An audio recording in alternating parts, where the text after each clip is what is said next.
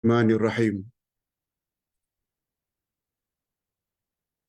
Alhamdulillah nahmaduhu wa nasta'inuhu wa nastaghfiruh. Wa na'udzu billahi min shururi anfusina wa min sayyiati a'malina. Man yahdihillahu fala mudilla lahu wa man yudlil fala hadiya lahu. Ashhadu an la ilaha illallah wahdahu la sharika lahu wa ashhadu anna Muhammadan abduhu wa rasuluh la nabiyya ba'dah. Allahumma salli wa sallim ala nabiyyina Muhammad wa ala alihi wa sahbihi ajma'in, amma ba'd. Hadirin dan hadirat serta para pemirsa yang saya hormati, Assalamualaikum warahmatullahi wabarakatuh. Alhamdulillah, kita bersyukur kehadirat Allah Azza wa Jalla. Berkat taufiknya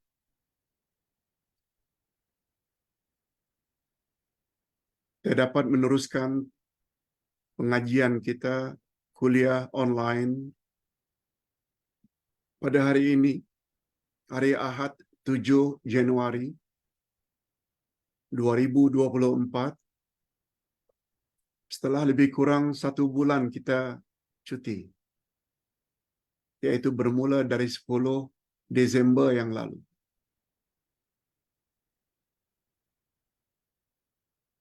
Alhamdulillah, dalam cuti Ustaz banyak berehat sambil menulis yang tidak melibatkan suara. Dan hari ini badan rasanya agak sehat dan kuat.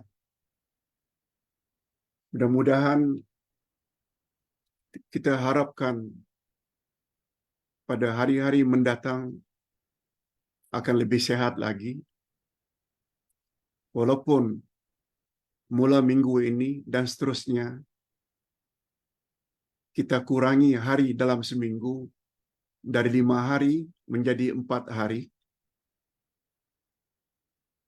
Yaitu hari ini Ahad, esok Isnin, Selasa cuti. Kemudian kita akan jumpa lagi Rabu dan Khamis. Sedangkan Jumat dan Sabtu kita cuti. Hadirin dan hadirat rahimakumullah. Sebagaimana Ustaz maklumkan, hari ini walaupun hari Ahad kita tiadakan kuliah subuh. Oleh sebab itu kuliah duha kita dapat kita mula lebih awal, iaitu jam 10. Bukan jam 10.30 seperti biasa. Topik yang akan kita bahas pada pagi ini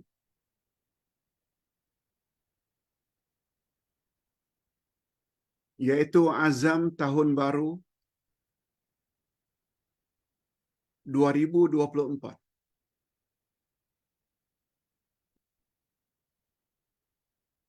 Ustaz kira topik ini sangat sesuai sebab kita baru saja seminggu berada pada tahun baru 2024. Lalu apa azam kita? Apa niat kita?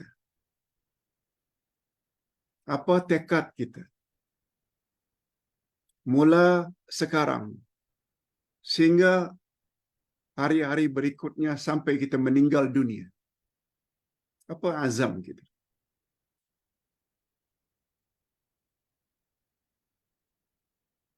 Cuma topik ini barangkali kita perlu kepada 7 nota. 7 nota. Sebab yang akan kita bahas nanti adalah 7 perkara penting dalam kita membina azam kita. Okey, kita mula. Sebagai mukaddimah,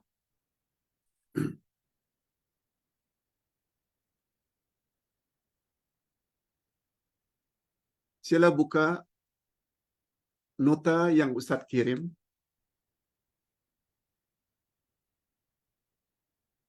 juga boleh dilihat di dalam Facebook. Ustaz juga telah kirim 4 muka surat. InsyaAllah dapat kita bahas dalam 1 jam. Kemudian kita sambung dengan menjawab beberapa soalan jamaah seperti biasa.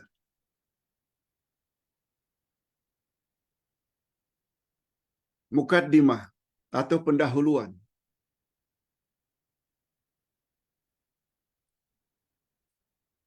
Setiap orang pasti ada azam tahun baru. Setiap orang mesti ada azam ketika memasuki tahun baru yang mereka akan capai.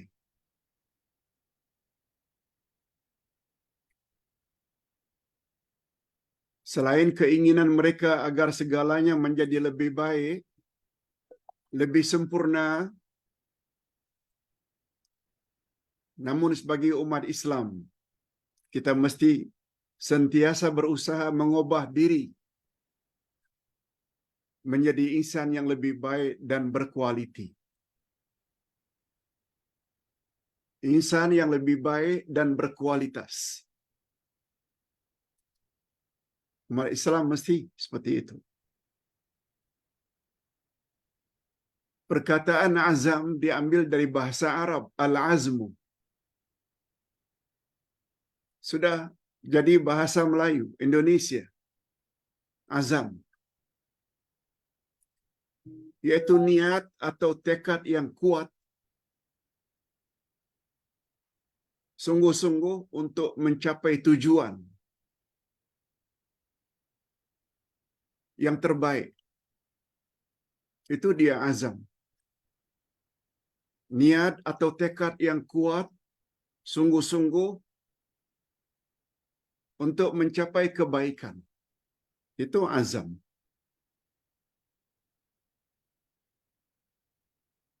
Tapi kita kena ingat, azam sangat erat hubungannya dengan tawakal. Azam tak cukup kalau tidak diiringi dengan tawakal. Sebabnya Allah Subhanahu wa taala berfirman di dalam surat Ali Imran ayat 159, A'udzubillahi minasyaitonir rajim. Fa idza azamta fatawakkal 'ala Allah. Innallaha yuhibbul mutawakkilin. Bila kamu telah berazam, maka bertawakallah kamu kepada Allah.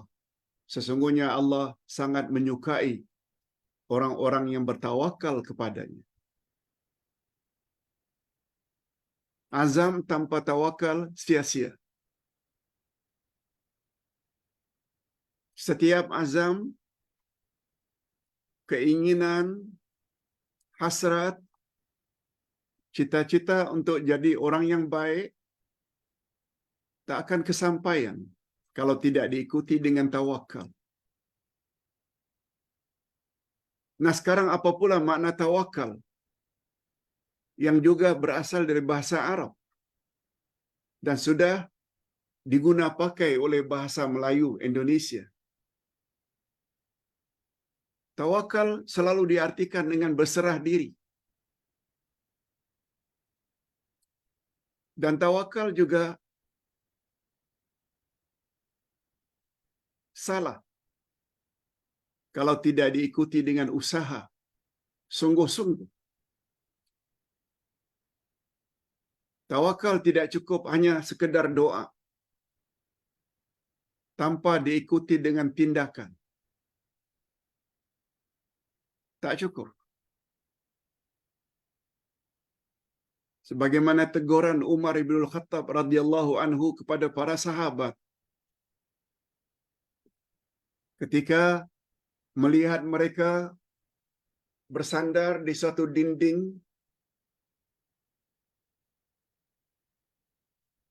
sambil berpeluk tubuh, Lalu Umar bertanya, apa yang kamu sedang lakukan? Hanya bersandar di dinding sambil berpeluk tubuh. Kata mereka, ya Amirul Mukminin, kami sedang bertawakal kepada Allah.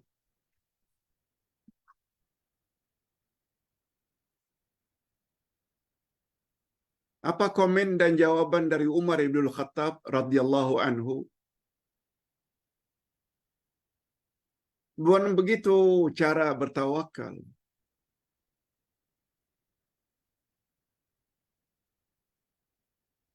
Sesungguhnya langit tidak akan menurunkan hujan emas. Maknanya, jika sesuatu yang bernilai, berharga, ingin kita capai, kita mesti bekerja keras. Bukan dengan hanya berpangku tangan, berpeluk tubuh.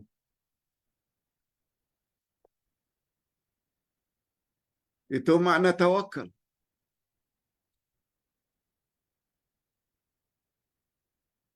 Tawakal mesti diikuti dengan usaha.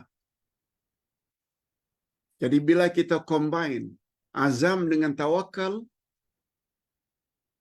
kita punya cita-cita pada tahun baru 2024 dan pada masa yang sama juga kita mesti berusaha. Nah, selaku umat Islam, Pak Ustaz, apakah sesuatu yang kita mesti usahakan lebih dahulu sebelum yang lain? Apakah perkara yang mesti kita perbaiki terlebih dahulu sebelum memperbaiki yang lain-lain? Jawab ringkasnya, agama. Agama mesti kita perbaiki lebih dahulu sebelum kita memperbaiki yang lain-lain. Sungguh banyak panduan yang datang dari Nabi Muhammad sallallahu alaihi wasallam dalam hal ini. Kita boleh jumpa dalam buku wirid Rasulullah pagi dan petang. Agar kita amalkan. Antara lain, Nabi mengajar para sahabat agar baca pagi dan baca petang. Allahumma inni as'alukal afwa wal afiyah fi dini wa dunyaya wa ahli wa mali. Ya Allah, ya Tuhanku, aku mohon kemaafan dan keselamatan pada agama aku, pada dunia aku, pada ahli keluarga aku, dan pada harta aku. Lihat, agama, dunia, keluarga, dan harta. Mana yang Nabi sebut lebih dahulu agar diberi oleh Allah keselamatan? Dini, my religion, agama aku. Ini belum lagi kita lihat tadi hadis sahih riwayat Abu Dawud, An-Nasa'i, Ibnu Majah, dan hadis itu sahih dan diikuti pula hadis yang sahih lain riwayat Imam Muslim yang dianjurkan oleh Nabi sallallahu alaihi wasallam agar kita baca setiap selesai salat. Juga bagus dibaca dalam salat. Ketika sujud, sebelum salam, setelah tahiyat akhir. Allahumma aslih li dini alladhi huwa ismatu amri wa aslih li dunyaya allati fiha ma'ashi. Dan doa ini panjang. Ustaz sebut awalnya dahulu. Ya Allah, perbaikilah agamaku sebab dialah yang mengatur segala urusanku. Ya Allah, perbaikilah dunia aku, sebab padanya aku menjalani kehidupan.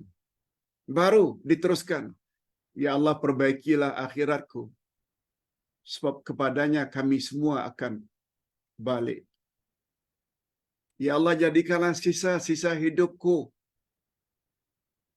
sebagai pertambahan amal-amal saleh. Dan ya Allah, jadikanlah kematianku kelak sebagai tanda berakhirnya dosa-dosaku. Ringkasnya, mana yang Nabi suruh agar kita minta? Allahumma aslih li dini alladhi huwa ismatu amri. Ya Allah, perbaikilah agamaku. Perbaikilah agamaku. Sebab agamalah yang dapat mengatur segala urusan. Din yang diartikan dengan agama. Ustaz pernah sebut, agama bukan bahasa Malaysia, bukan bahasa Indonesia. Agama berasal dari bahasa Sanskrit. Bahasa Sanskerta, kata orang Indonesia. Bahasa Hindu lama, agama. Yang membawa makna tidak kucar-kacir, tidak berselera. Artinya tidak, gama maknanya kucar-kacir atau berselera. Jadi makna agama tidak berselera, tidak kucar-kacir. Ia membawa makna teratur, tersusun. Itu sebabnya orang-orang agama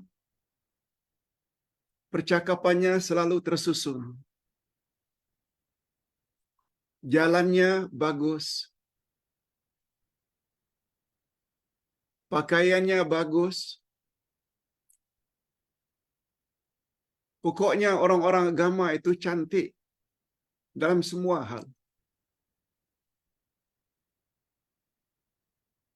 Cantik imannya, cantik ibadatnya, cantik akhlaknya, cantik belaka.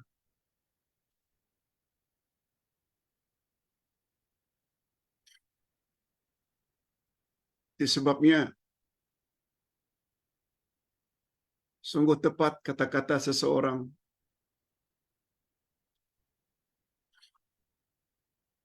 Islam is not religion, but Islam is way of life. Islam bukan sekedar agama, tapi Islam adalah cara hidup. Cara makan, cara minum, cara berjalan, cara bercakap, cara.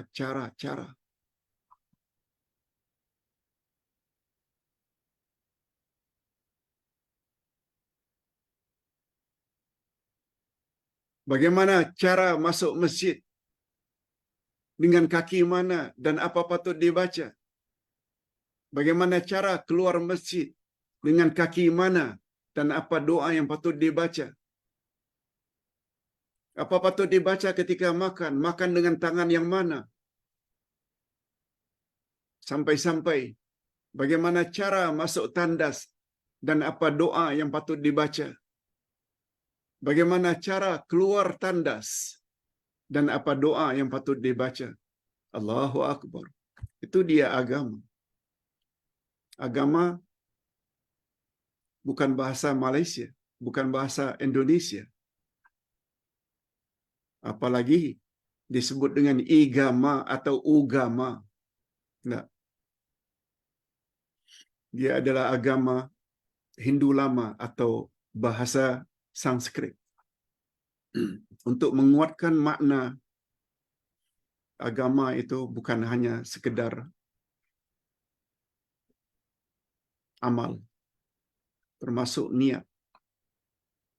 Hanya saja hadirin dan hadirat. Hanya saja Berdasarkan prinsip itulah agama yang mesti diperbaiki lebih dahulu sebelum kita memperbaiki yang lain-lain. Di bawah ini akan kita fokuskan, konsentrit, pusatkan untuk kita perbaiki 7 perkara. Apa dia 7 perkara itu? Pertama sekali, tadabbur Al-Quran. Mengapa tadabbur Al-Quran? Nomor 1, nanti kita akan jelaskan. Yang kedua, tingkatkan ibadat. Yang ketiga, perbanyakkan ilmu agama. Perbanyakkan ilmu agama. Yang keempat, berakhlak mulia. Yang kelima, sosial, masyarakat. Hablum minan nas. Berbuat baik dengan sesama makhluk. Yang keenam, zakat, infak atau sedekah. Baru yang ketujuh, muhasabah diri. Koreksi diri. Reevaluasi atau introspeksi.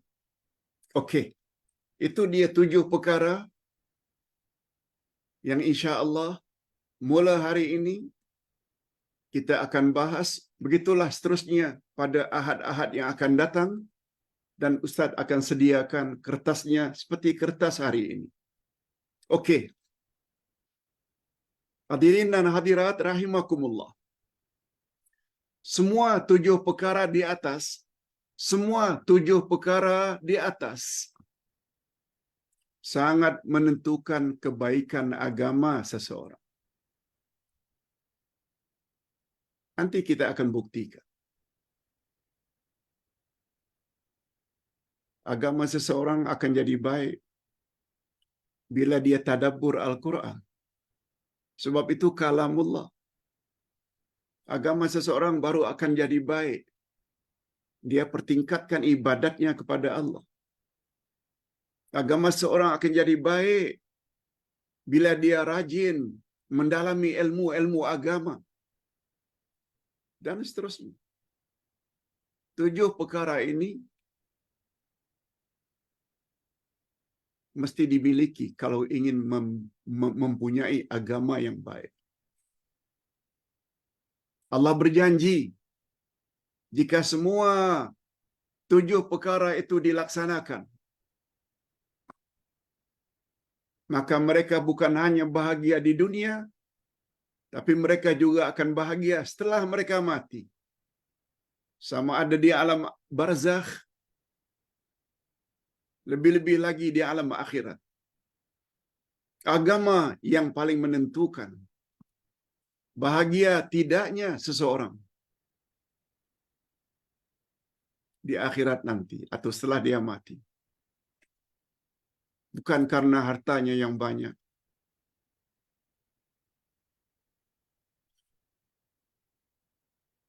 Bukan karena dia berjabatan tinggi, jadi penguasa, pemimpin. Kalau itulah yang jadi ukuran kebahagiaan setelah mati, Namrudlah orang yang paling berbahagia. Sebab dia memerintah 500 tahun.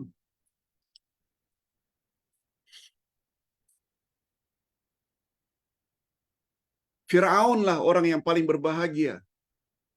Sebab dia memerintah cukup luas pemerintahannya. Kalau harta yang menjadi ukuran kebahagiaan setelah mati, Qarunlah orang yang paling bahagia. Tapi tidak. Semua mereka tergolong orang-orang yang ingkar dengan agama yang dibawa oleh Rasul ketika itu. Namrud bukan saja menentang Ibrahim, malah Ibrahim dilempar ke dalam api Firaun bukan saja tidak terima ajaran Nabi Musa, malah Musa dikejar untuk dibunuh. Qarun, walaupun beliau sepupu, cousin Nabi Musa, tapi tidak terima ajaran yang dibawa oleh Musa, hancur. Oleh sebab itu, kalau kita banyak harta, jangan terlalu bangga dengan kekayaan. Kalau kita sedang punya kedudukan yang tinggi, jangan terlalu bangga dengan kedudukan. Itu semua ujian daripada Allah. Hadirin dan hadirat rahimakumullah.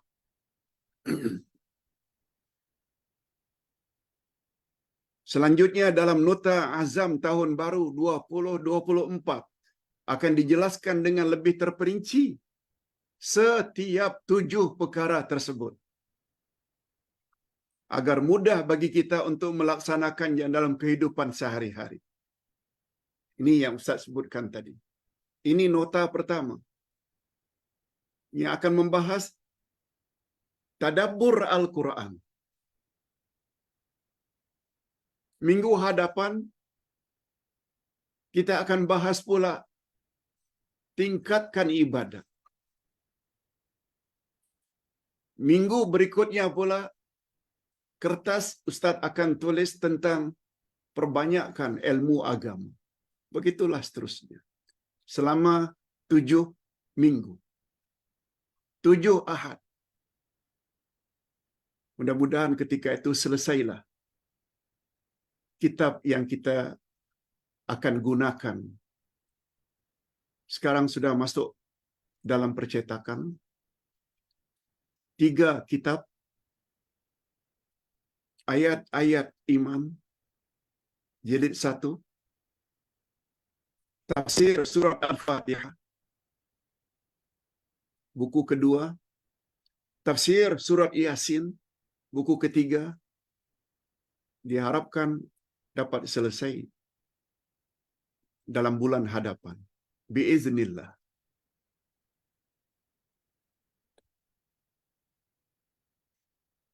Hadirin dan hadirat rahimakumullah. Apa kaitannya Pak Ustaz? Baiknya agama seseorang dengan tadabbur Al-Quran. Diletakkan sebagai nomor 1. Hadirin dan hadirat serta para pemirsa yang saya hormati. Allah menegaskan di dalam Al-Quran bahawa terdapat dari kalangan umat Nabi Muhammad sallallahu alaihi wasallam yang enggan tadabbur Al-Quran, yang enggan memperhatikan dan memahami isi kandungan Al-Quran. Allah sebut dalam Al-Quran. Apa kata Allah dalam surat Muhammad ayat yang ke-24? A'udzubillahi minasyaitonir rajim. Afala yatadabbaruna al-Qur'an am ala qulubin aqfaluha?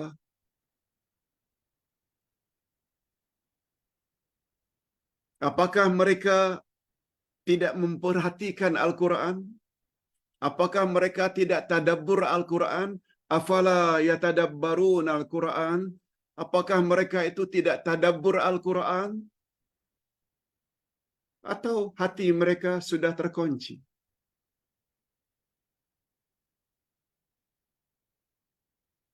Allah Subhanahu wa taala bertanya dalam ayat ini.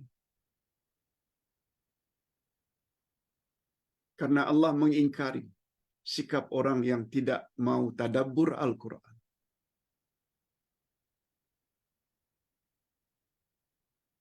Bila seseorang tidak mau tadabbur Al-Quran, menghayati Al-Quran, memahami Al-Quran, itu bermakna hatinya sudah terkunci mati. Kalau hati sudah dikunci, Mustahil orang tersebut akan jadi orang yang baik.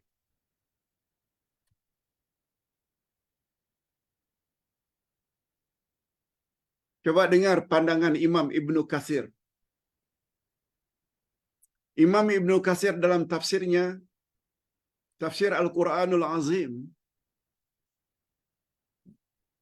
juz yang keempat, halaman 189, apa kata Imam Ibnu Katsir tentang ayat itu? Allah menyuruh umat Islam supaya memperhatikan dan menghayati serta memahami Al-Quran. Dan Allah melarang mereka menolak dan menentang Al-Quran. Dan jika mereka enggan tadabbur dan memahami Al-Quran, kata Imam Ibnu Katsir, bila mereka enggan, tidak mau tadabbur Al-Quran, itu bermakna hati mereka sudah terkunci. Na'udzubillahi min dzalik.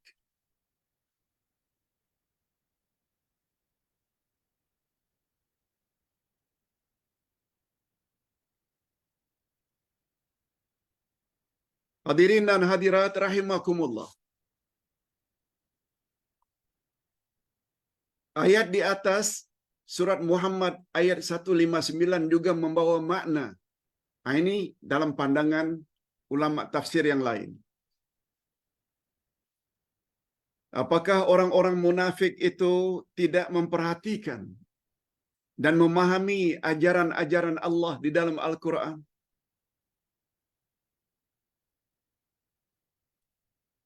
Rupanya ayat ini diturunkan untuk menegur sikap orang Islam,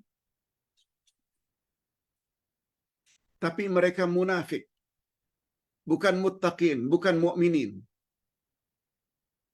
hipokrit, mengaku Islam, tapi tidak mau tahu apa yang ada dalam Al-Quran. Tidak mau merenung dan memikirkannya, sehingga mereka mengetahui kesalahan sikap dan tindakan mereka selama ini. Mereka tak mau tahu. Sehingga mereka bila tak ada ilmu tentang Al-Quran, panduan dari Allah, membuat mereka akhirnya buat suka-suka hati. Ataukah dengan keengganan tadabbur Al-Quran telah terkunci hati mereka, penglihatan mereka, sehingga mereka tidak dapat lagi memahami isi kandungannya.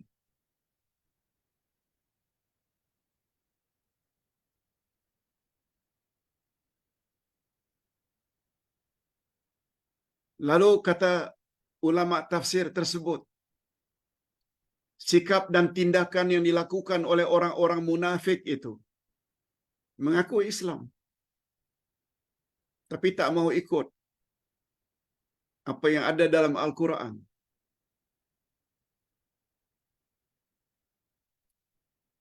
Tidak dilakukan hanya kepada orang-orang beriman, tetapi juga dilakukan terhadap orang-orang kafir zaman itu. Orang munafik itu bukan saja tidak baik pada orang beriman, tapi juga tidak baik pada orang-orang kafir zaman itu. Mereka menyatakan kesediaan mereka bekerja sama dengan Yahudi, Bani Nadir dan Quraizah. Ini Bani Nadir, Quraizah ini dua suku Yahudi, Bani Israel di Madinah waktu itu. Orang munafik juga berjanji kepada orang kafir, Bani Nadir dan Bani Quraizah.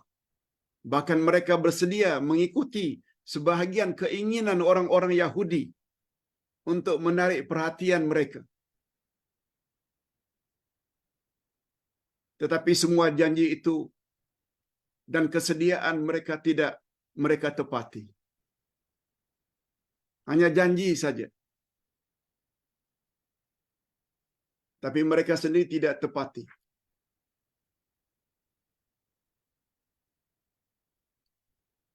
Lebih-lebih lagi, kalau ada orang Islam menjanjikan pada orang kafir, seterusnya ikut pula telunjuk orang kafir, lagilah berbahaya. Itu bukan munafik lagi namanya. Ini apa yang berlaku pada zaman Nabi. Untuk mendapat simpati dari orang-orang kafir, mereka berjanji, kami akan ikut. Tapi mereka tak mau ikut. Lebih-lebih lagi berbahayanya, kalau orang berjanji dan bekerja sama dengan orang kafir, lalu ikut telunjuk orang kafir. Sebagaimana yang berlaku pada setengah-setengah negara Islam pada hari ini. Palestin sedang dibantai oleh Israel.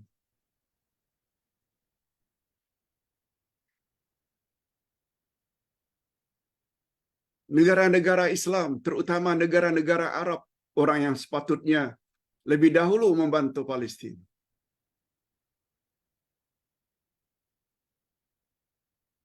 Tapi karena takut tekanan kafir, Amerika, British, Prancis,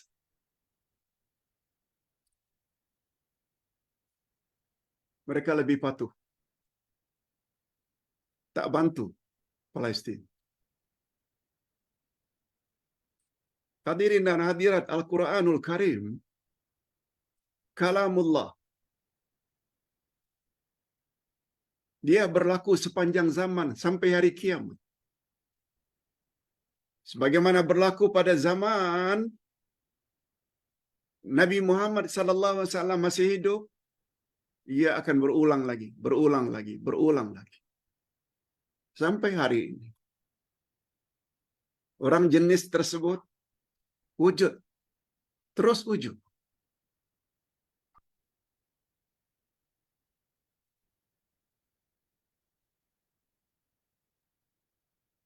Hadirin dan hadirat rahimakumullah. Malah orang-orang munafik tersebut tidak segan-segan mencelakakan teman yang mereka ajak bersekongkol itu. Sikap mereka tak ubahnya bagaikan kata pepatah, gunting dalam lipatan. Api dalam sekam. Sanggup mereka menghancurkan kawan seiring. Hatta kawan seagama diketepikan. Karena apa? Karena dah terlanjur janji dengan orang kafir. Ini berlaku di mana-mana. Hadirin dan hadirat rahimakumullah. Coba lihat.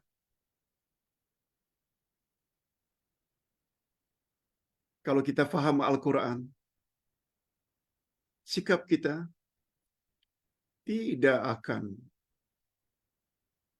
sayang kepada pemimpin-pemimpin seperti itu sikapnya. Sesama Islam dihina, dicaci, dicela. Terhadap orang-orang kafir disanjung. Na'udzubillah. Lihat tuh pentingnya kita tadabbur Al-Quran.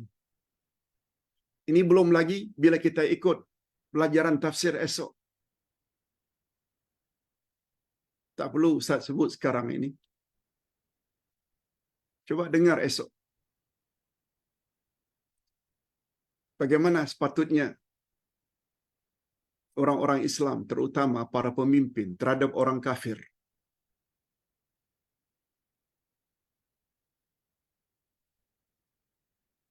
Hadirin dan hadirat, sebagaimana kita sama-sama maklum. Dan Ustaz selalu sebut dan ulang-ulang perkara ini. Karena perkara ini sangat mustahak.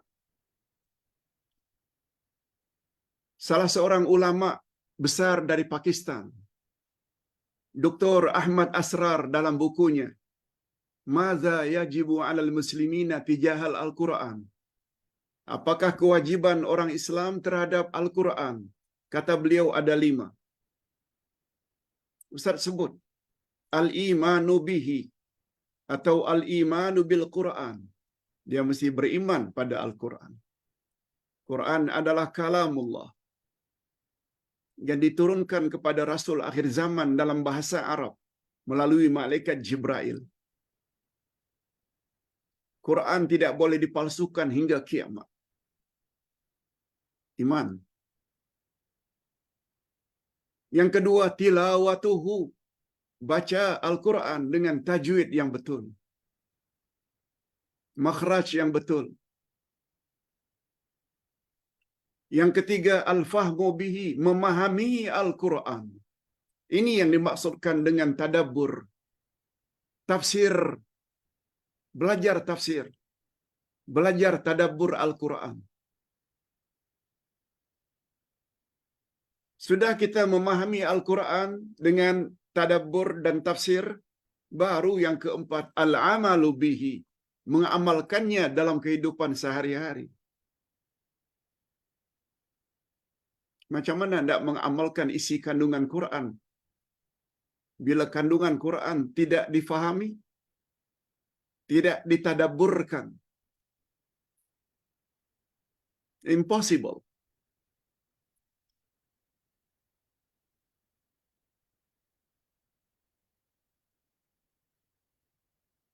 Yang kelima, tablighuhu ilal akharin.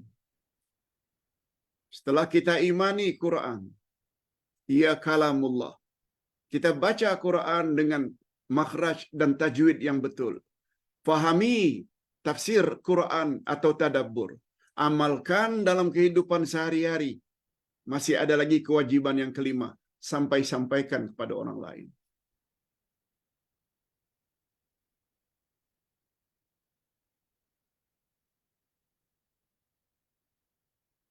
Apa yang Ustaz sampaikan sekarang ini di kewajiban yang kelima.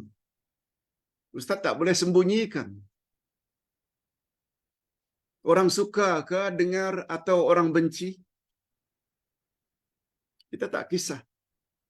Yang penting sampaikan.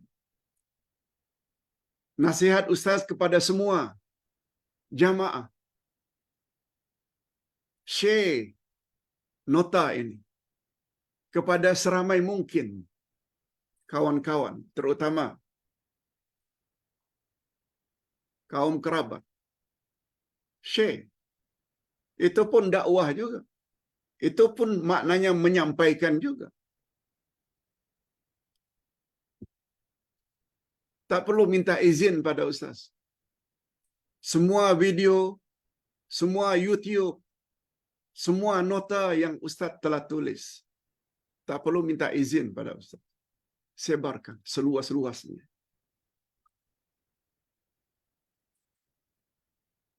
Hadirin dan hadirat, semua kita tahu bahaya orang-orang yang tidak suka tadabbur dan belajar tafsir Quran. Apa bahayanya, Pak Ustaz?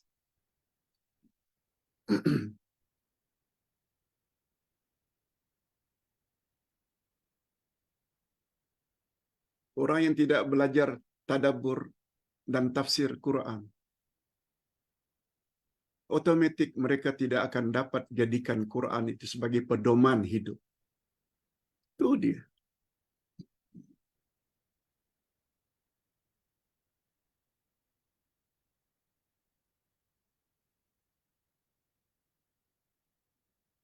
Bila kita orang-orang Indonesia, ada dia punya panduan namanya Pancasila.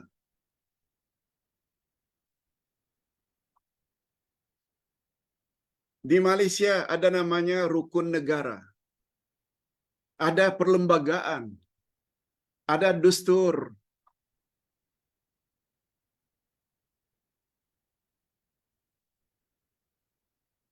Setiap negara ada undang-undang untuk negara itu. Islam, agama resmi Malaysia. Bahasa Malaysia, bahasa resmi. kita ada institusi diraja yang perlu diikuti. Dan semua itu hendaklah dipatuhi oleh rakyat Malaysia. Coba lihat hari ini apa yang berlaku satu demi satu. Coba ingin di cancel. Apa jadinya? Apa yang akan jadi nanti? Negara yang kita cintai ini, bila kepada orang kafir diberi peluang untuk menggugat perlembagaan. Ustaz tak mau banyak cakap tentang hal itu. Itu bukan bidang Ustaz. Ustaz tidak beri pemikiran, kepahaman. Kita ini dicipta oleh Allah. Kalau kita ingin selamat dunia dan alam berikutnya, barzakh dan alam akhirat, kita mesti patuhi Allah. Allah yang maha adil lagi maha bijaksana dah turunkan kitab panduan.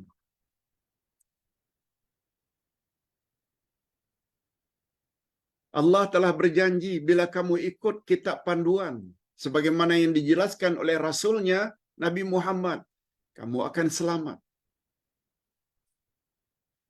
Lalu ternyata Al-Quran tidak difahami. Nabi Muhammad tidak jadikan sebagai contoh teladan.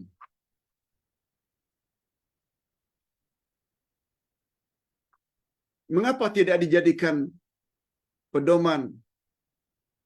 Karena Quran tak faham. Hanya boleh baca saja. Perbuatan, ucapan, tindak tanduk Nabi Muhammad tidak dipelajari. Macam mana hendak jadikan diri ini, diri yang ikut panduan? Tidak akan selamat. Di dunia lagi sebelum di akhirat. Sebab Nabi bersabda, "Taraktu fikum amraini in amsaktum bihima lan tadillu abada. Al-Quran wa sunnati." Aku tinggalkan dua pedoman untukmu wahai umat, selagi kamu berpegang teguh, kamu tak akan sesat selama-lamanya.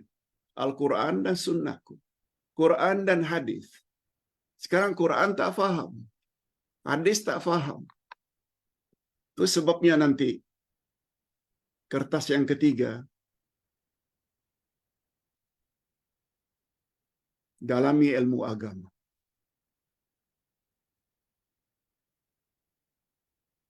Kalau ingin tahu bahwa Al-Quran itu diturunkan oleh Allah untuk dijadikan pedoman, sila lihat ayat 185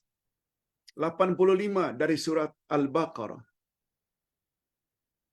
Syahrul Ramadan allazi unzila fihi al-Quran hudan lin-nasi wa bayyinatin minal huda wal furqan. Bulan Ramadan adalah bulan buat pertama-tama kali Quran diturunkan untuk dijadikan pedoman bagi umat manusia. Dan penjelasan-penjelasan tentang petunjuk tersebut. Allah sebut Quran itu diturunkan untuk pedoman. Macam mana Quran mau dijadikan pedoman bila kandungan Quran tidak difahami tafsirannya? Fikir.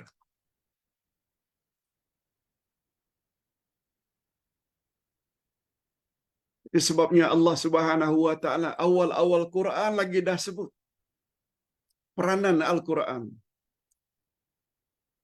Zalikal kitabu la raiba fihi hudan lil muttaqin.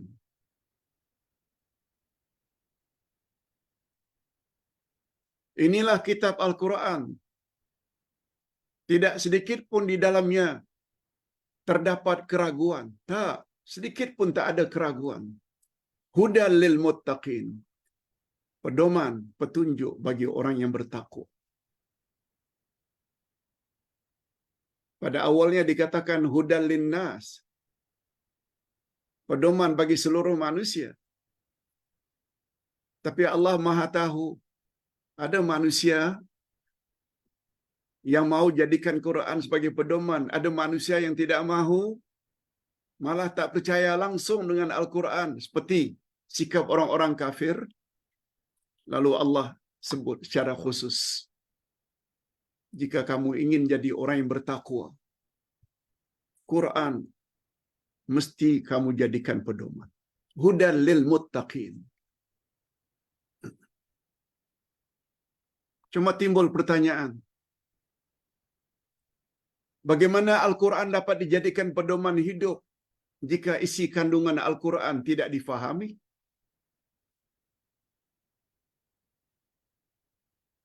Malah enggan tadabbur Al-Quran. Itu sebabnya Allah katakan tadi, sikap demikian itu menandakan hatinya telah terkunci. Sebenarnya orang yang sudah terkunci hatinya itu, sebenarnya itu sifat orang kafir. Tak percaya, lihat ayat 6 Al-Baqarah dan ayat 7. Ustaz tidak tulis di sini. Setelah menyebut ciri-ciri orang muttaqin yang menjadikan Quran sebagai pedoman, Allah sebut golongan kedua. Innal ladzina kafaru sawa'un 'alaihim a anzartahum am lam tunzirhum la yu'minun. Sesungguhnya orang-orang kafir pula sama saja bagi mereka. Kamu beri peringatan, kamu tegur, kamu nasihat, atau kamu tidak beri nasihat, sama saja bagi mereka. Mereka tetap tidak mau beriman. Lalu Allah sebut pada ayat 7, mengapa mereka bersikap demikian? Khatamallahu ala qulubihim wa ala sam'ihim wa ala absarihim ghishawa wa lahum azabun azim. Mereka bersikap demikian karena hati mereka telah terkunci mati. Ada tutupan pada telinga mereka, maknanya mereka tak suka dengar Al-Quran. Terhadap tutupan di depan mereka sehingga tidak dapat memandang kebenaran. Dan bagi mereka azab yang besar. Walahum azabun azim. Allah sebut itu sifat orang kafir.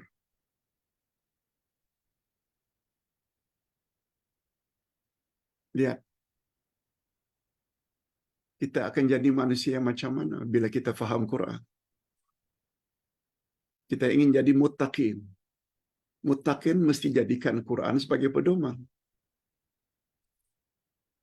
Orang yang menolak Al-Quran itu kata Allah sifat orang kafir karena hati mereka telah terkunci.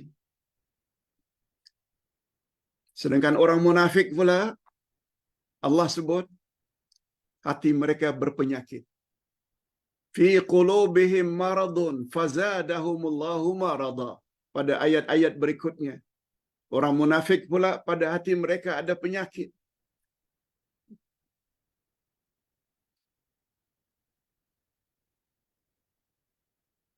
Hadirin dan hadirat rahimakumullah.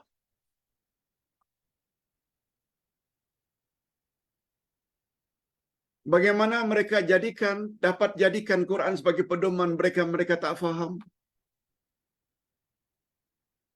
Bagaimana umat Islam akan selamat meniti siratal mustaqim di akhirat nanti jika mereka tidak berusaha untuk menjadikan diri mereka orang yang bertakwa? Bila ditanya apa kaitannya, Ustaz?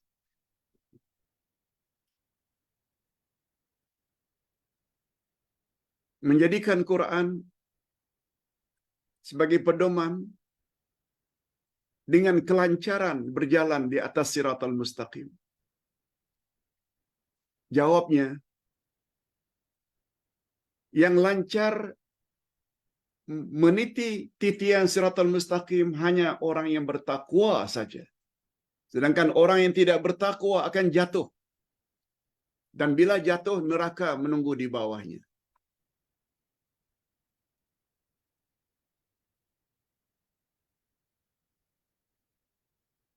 Allah juga menegaskan pada ayat yang lain,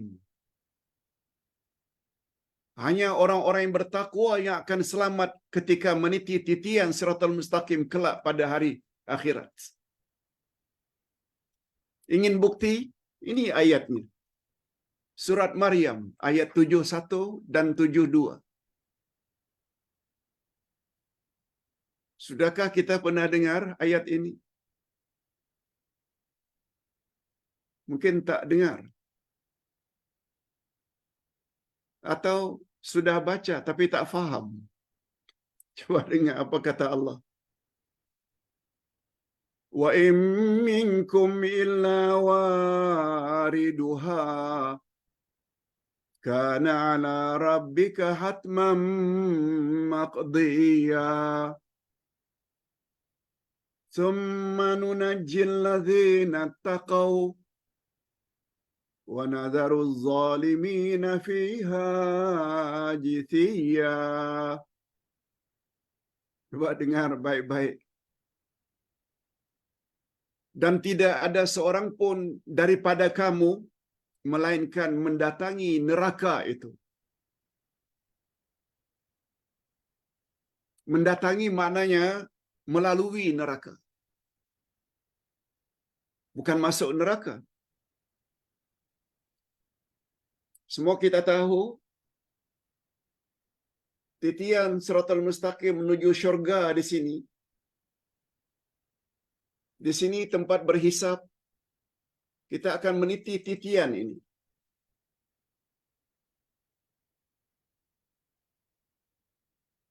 Tidak ada titian yang kedua, tak ada.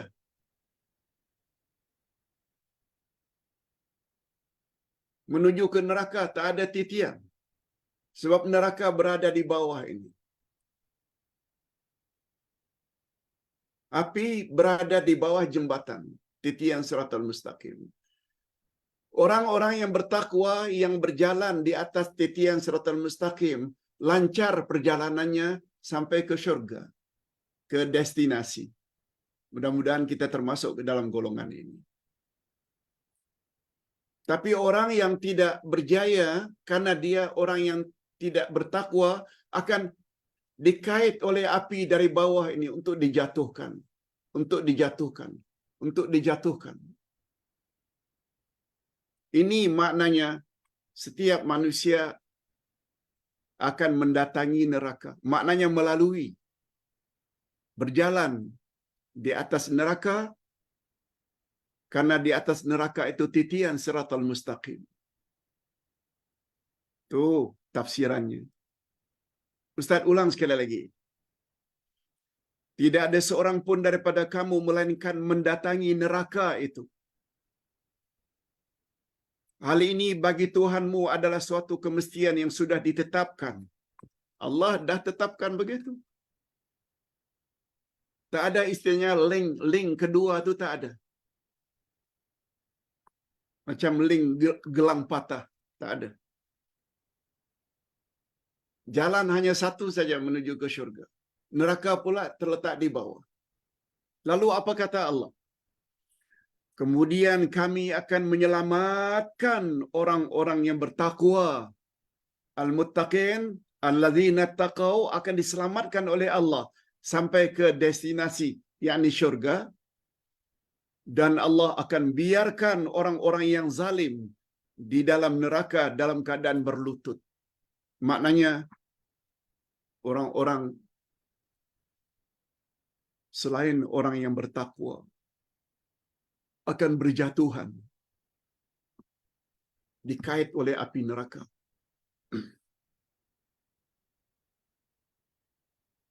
Ustaz telah jelaskan dengan panjang lebar perkara ini dalam buku Akidah Ahlussunnah wal Jamaah jilid 1.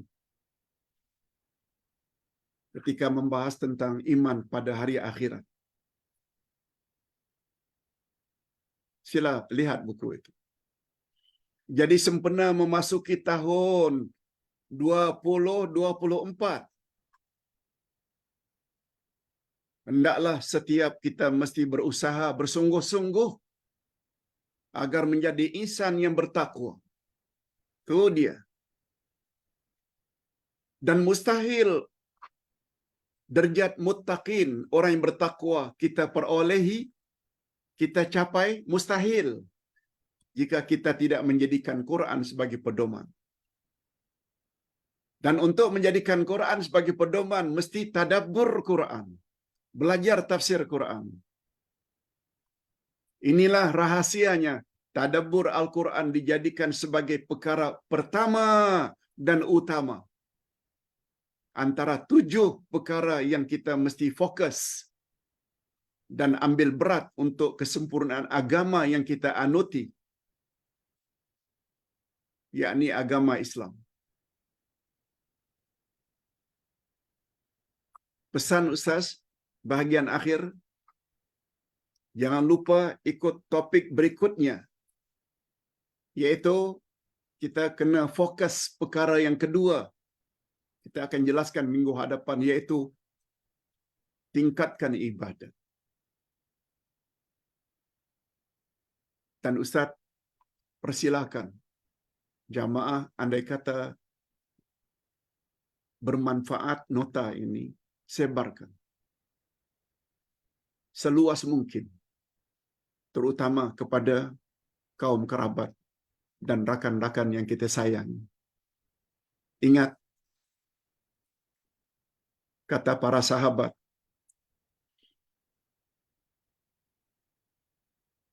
khuliqan nasu lil abad, walakinnahum yantaqiluna min darin ila dar. Manusia dicipta oleh Allah untuk hidup kekal abadi selama-lamanya. Cuma mereka mesti berpindah dari satu alam ke alam berikutnya. Hari ini kita berada di alam dunia. Umur kita sangat terbatas. 60, 70, 80. Jarang-jarang yang melepasi 100. Kita akan berpindah ke alam kubur. Lamanya kita berada di alam kubur tergantung bila kita mati dan bila kiamat akan terjadi. Itu alam barzakh. Dan di alam barzakh ada 2, azab dan nikmat. Sebabnya ada istilah azab kubur. Setelah kiamat, amal kita akan ditimbang. Mana yang amal baiknya lebih berat, dia layak masuk syurga. Siapa amal baiknya ringan, karena banyak buat dosa, tempatnya neraka. Kita perlu ingat selalu 2 alam yang bakal kita lalui. Dan Ustaz sungguh yakin, kebahagiaan yang kita bakal terima di alam barzakh dan alam akhirat sangat tergantung sampai di mana kita mau tadabbur Al-Quran. Ustaz kira ini dulu yang dapat Ustaz sampaikan. Jumpa lagi esok.